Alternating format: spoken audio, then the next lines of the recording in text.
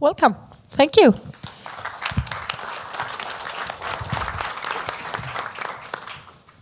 Hello, everyone. I'm very happy to be here in Copenhagen for this second OpenStack Days Nordic. I was in Stockholm last year, and it was really a great event. So I promised I would be back, and I'm happy that the organizer gave me the opportunity to come back. And thanks to the sponsors for making this event possible. Ildiko covered a lot of ground, and when I saw that I was having a talk just after her, I was wondering what I should be talking about. This week we're actually having the elections for the technical committee to renew part of the technical committee. So I thought I should be giving a talk about open source governance in general and the OpenStack Technical Committee role in particular, give you some insights on where we're going and the direction we're following. First, what do I mean by governance? Well, any group of humans need sets of rules that they follow to come to a decision or to address a given problem. Even the absence of rules is a type of governance called anarchy. At the opposite end of the spectrum, you have this governance model where every decision ultimately goes through a single person, which is called a dictatorship. And you have a number of governance models in between. So what is good? Why do projects need governance? Why do open source projects in particular need governance? Well, first you need governance in order to make progress, to make decisions. Otherwise you can get bogged down into endless discussions on the way forward. You need to have a way to come to a final decision. You also want to know how to solve problems before you're actually having them, because it's too late when you have a problem to decide how to solve it. And finally, sometimes benevolent dictators, which is the default model for an open source project, where the initial creator of the project gets into this position where they make all the final calls for the project. The problem with this model is that sometimes the benevolent dictators disappear. They move on, they are interested in something else, they're not that much active in the project anymore, or they get run over by a bus. And at that point, it's a problem because if you don't have a governance model in place to ensure succession and having something to replace the person. So what are the properties of a good governance model? Well, first, it needs to only exist at the levels where you actually need to make decisions. You don't want to have extra layers of bureaucracy at levels where you don't necessarily need to make final calls. So you basically only need really one level, but you can also have other layers where it's interesting to be able to make final calls. The second property is that it needs to be very aligned with the constituency. The people that are governed need to feel that they are represented by the people that are making decisions, or that they respect the people that make the decisions enough. Otherwise, it's really easy for them to move on. In a normal governance model, you would call that a revolution. In open source projects, it's called a fork. You just take the code with you and form another governance around it. And so it's extremely cheap and easy to do that. And so it's one of the properties of a good governance model is that you prevent that from happening by making sure that the people that are governed feel represented by the people that govern them. And finally, it allows for replacement. It's important to be able to change the people that govern the project if they're not going in the right directions. Otherwise, it's called an aristocracy. It's where the incumbents select their successors. And it's not really, it doesn't allow for replacement. It creates like an echo chamber of people that usually make decisions by themselves. And usually you end up with a fork if you have such a governance model. It's important to realize that there are limits in what you can achieve through governance, especially in an open source project. In particular, we don't control the priorities of individual contributors. We don't have extrinsic ways of controlling them. We're not paying their salaries. We don't have a police force to enforce that they walk straight and don't don't cause trouble. So they're basically free to work on anything they want. And contributing organizations also can go in any direction. So the governance body of an open source project doesn't have that much control over the contributors. What we can do is set the stage. We can set the principles that they will follow to work on the project. We can define the scope of the project. We can say what's in scope and what's out of scope. You're still free to work on something else, but then it's outside of the confine of the project. And finally, you can highlight the needs. You can point to the areas that really need help and point contributors to those areas. A quick history of OpenStack governance. We started in 2010 with an architecture board and a technical committee for each project. We only had 2 at that time, Nova and Swift. There was 1 technical committee for each, and there was this architecture board that was trying to get things together. It was all people appointed by Rackspace at that point. No elections, no representation, not necessarily a good governance model. Early 2011, we formed the Project Oversight Committee, which dissolved this system and was also only appointed members, but only 1 governance body on top of all the projects. And the PTLs were represented on that board. They would have a seat. It was quickly replaced in March 2011 by the Project Policy Board. The Project Policy Board is the first time the PTLs of the sub-projects were elected, and they had a seat on the Project Policy Board, and the Project Policy Board had a mix of directly appointed seats by Rackspace and seats elected by the community. In September 2012, the OpenStack Foundation was formed, and we split the responsibilities of the Project Policy Board between the Board of Directors on one side, responsible for the fiduciary conduct of the foundation, how to use the money that they collect, to have responsibility over the assets like the trademark, etc., and the direction of the open source project, the software technical side of the governance, which was given to the OpenStack Technical Committee.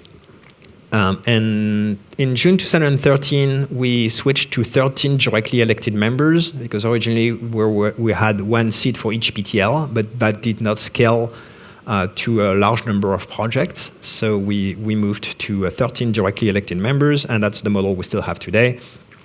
And the election for this week is renewing 6 of those 13 members. If you have a voting ballot, I encourage you to vote. It's very important. So what does the technical committee do? Like it's a very common question, and especially around elections. What are you doing? What can you do actually?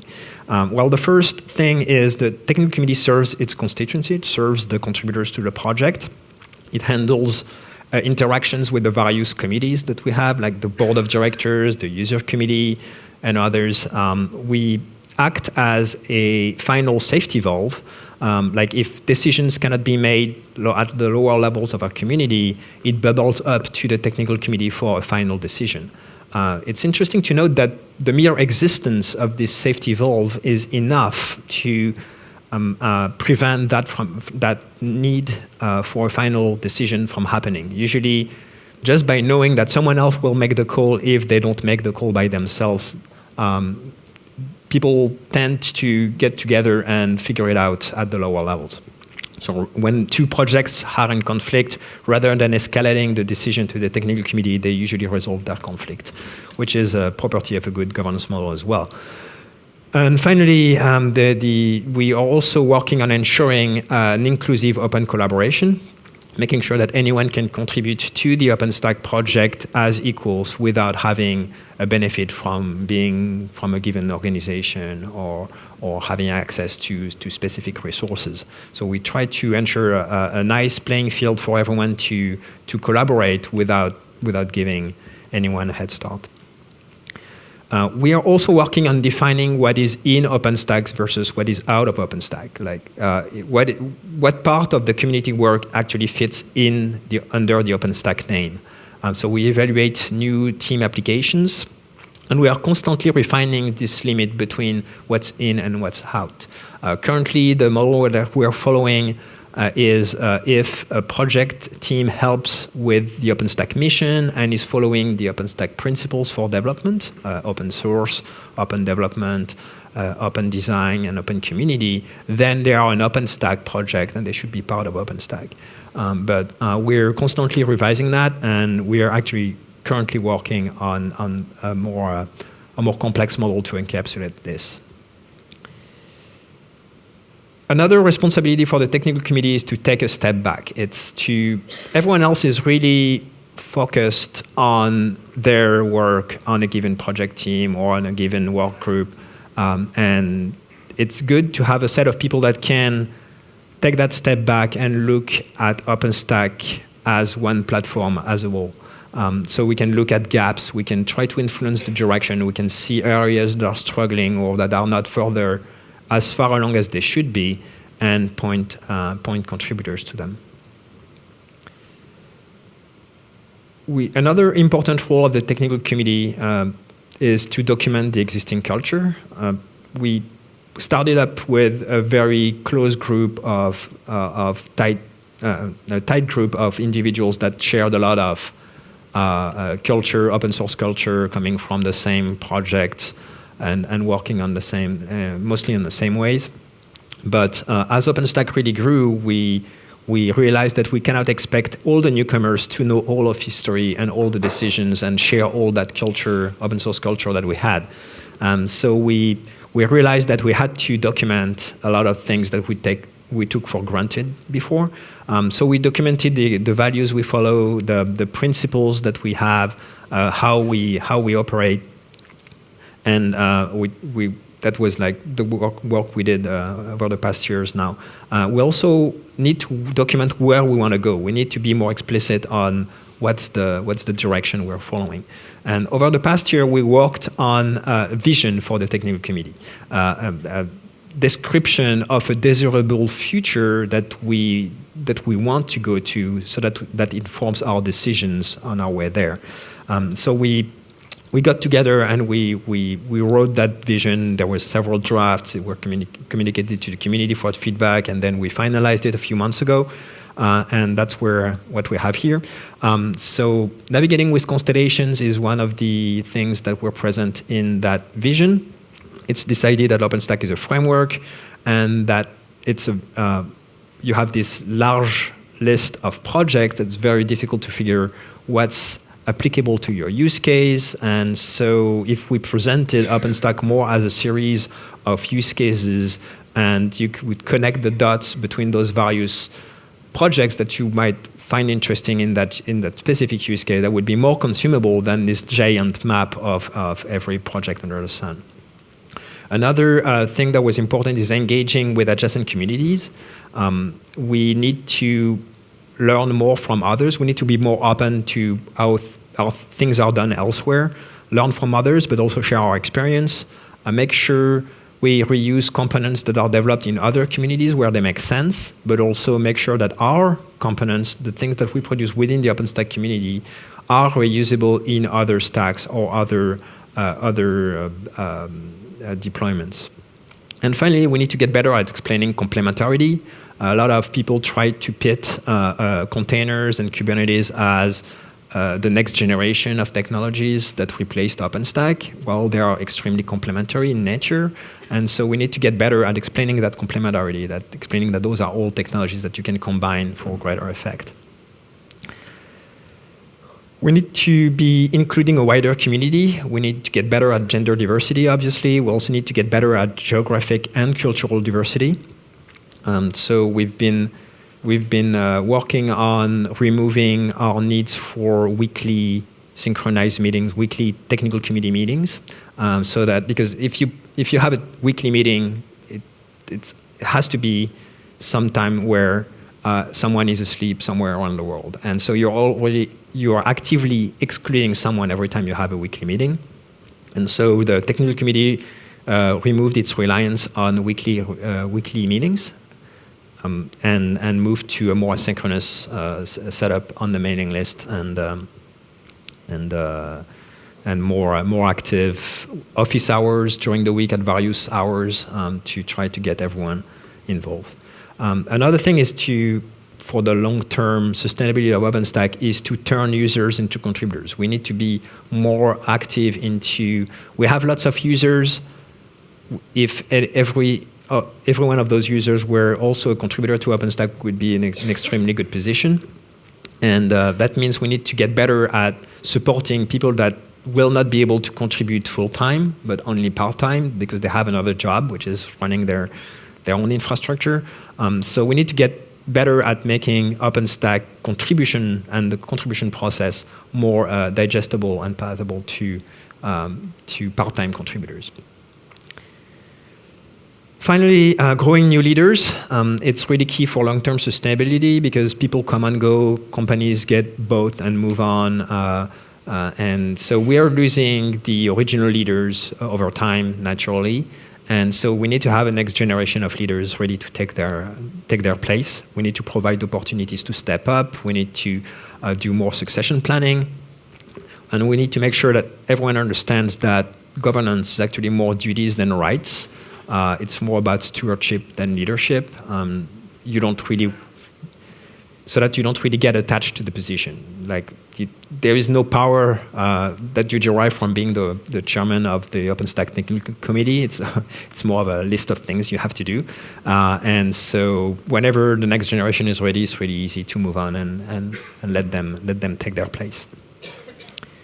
We also had a strategic workshop in Boston in March, I think, of this year with the board of directors, the user committee, the OpenStack Foundation staff, and the technical committee. And we defined 5 areas five strategic areas that we should be working on. A lot of them are actually aligned with the vision that we have, which is a good thing. So here are the 5 priorities: improve feedback loop on requirements, reduce complexity, engage with adjacent communities, which we covered, grow new community leaders, which we covered, and better communicate what is OpenStack. I'll only insist on 2 of those. Improving the feedback loop. We have a great developer community in OpenStack. We also have a great operator community in OpenStack, an extremely engaged group of operators that share a lot on their setups and work on making requirements for new features, and the needs emerge from those discussions. But those 2 communities were grown slightly separately under slightly different governance model, the user committee on one side, the technical committee on others.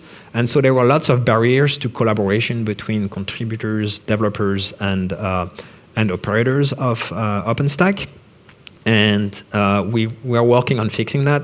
We've been evolving the format of what was called the Design Summit before, which was a developer-focused event, into what is now called the Forum, which is a neutral event organized around topics of discussion where everyone can participate as equals.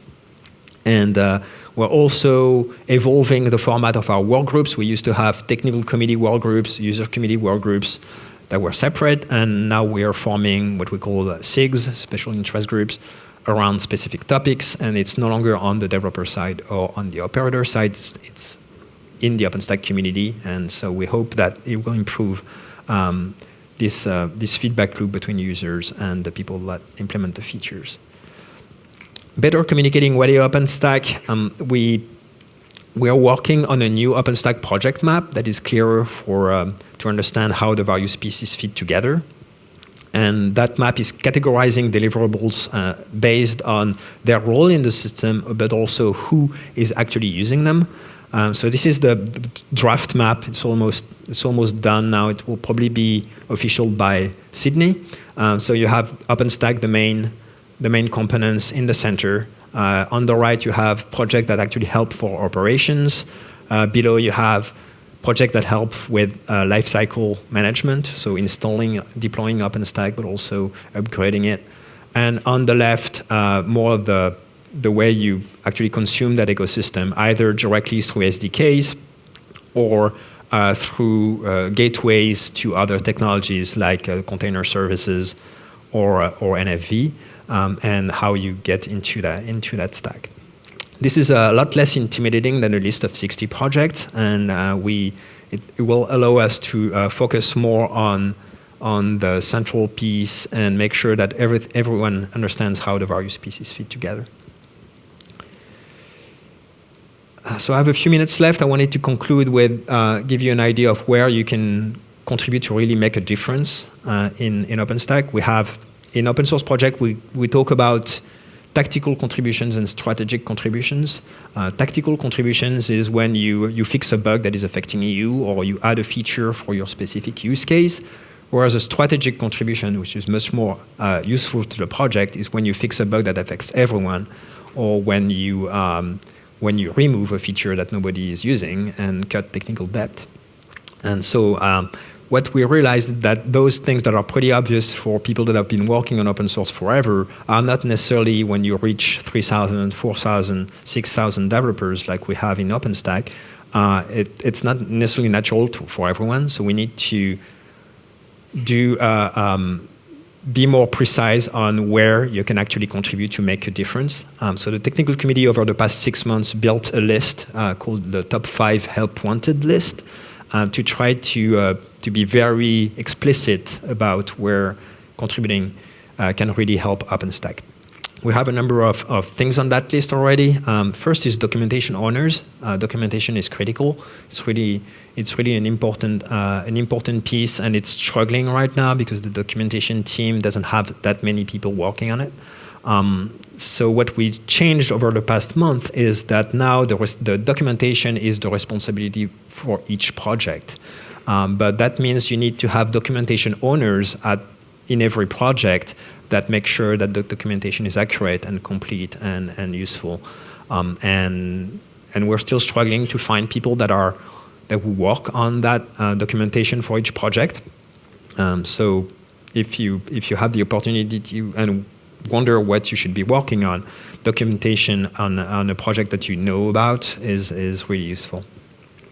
Infrastructure sysadmins, we've built a world-class open source project infrastructure that makes sure that we don't introduce regressions in OpenStack. It runs 23,000 tests every day to make sure that we don't break things. And we have a very limited number of people that are working on making sure that runs all the time.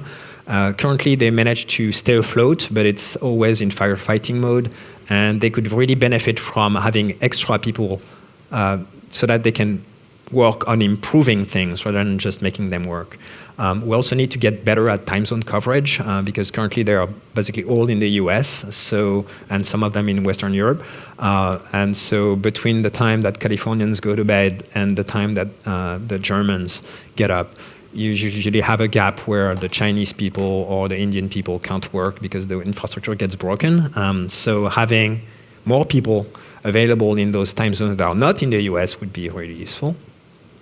We also have a number of struggling teams. Glance and Designate are on the list. Glance is pretty critical to the operation of OpenStack through its use by Nova. But also Designate, we want to be able to rely more on it, and currently it's not at the level of adoption that it should have. So it needs people to work on documentation and making sure that it fits the requirements that people have for it. But also Horizon or Keystone, those are pretty significant projects that are seen as boring and therefore do not attract naturally contributors, but are essential to OpenStack. And finally, champions and stewards. We need more people to step up, to take responsibility, to get things done in OpenStack. It's natural to drive change in one project, but it's more difficult to drive change across multiple projects. And we realized that the only way to do that successfully is to have someone really pushing in to make things happen. Someone that project manages those things to completion by making sure that everyone is working, running meetings, posting status emails, really project management. So we had champions for release goals. We need leaders for the various SIGs. Those people are really important, and we're trying to. This is not on the list yet, but we're trying to get it approved for the list currently. And that's it. Thank you for having me again. I hope you will have a great day today at the OpenStack Day Nordic, and have a great time with OpenStack. Thank you.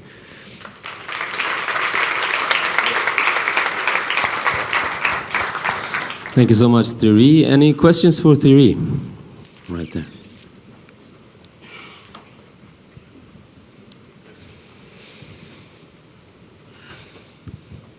Thanks a bunch there, Thierry. First, quick question for the audience. How many people here are actually contributing to OpenStack as it stands today? All right, a few. How about how many people here are consuming infrastructure via OpenStack today? All right, not that many either, huh? All right, so Thierry, quick question for you. Thanks for a great presentation. So can you tell us a little bit more about PTGs for those people that are contributing and how that goes and maybe a little bit about what happened in Denver? Sure.